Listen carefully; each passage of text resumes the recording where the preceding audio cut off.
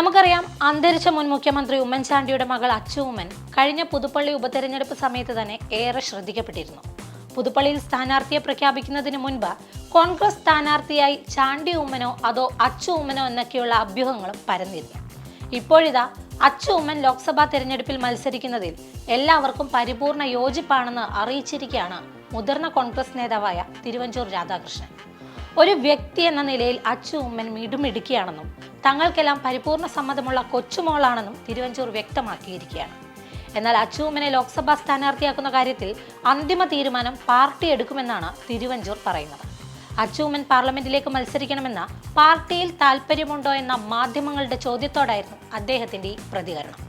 പാർട്ടിക്കൊരു ശീലമുണ്ടെന്നും അത് അനുസരിച്ചാണ് ഇക്കാര്യങ്ങളൊക്കെ വരികയെന്നും പാർട്ടിയാണ് സ്ഥാനാർത്ഥിത്വം തീരുമാനിക്കേണ്ടതെന്നും അത് അതിന്റെ നടപടിക്രമങ്ങളിലൂടെ മാത്രമേ നടക്കൂ എന്നും അദ്ദേഹം പറയുകയുണ്ടായി.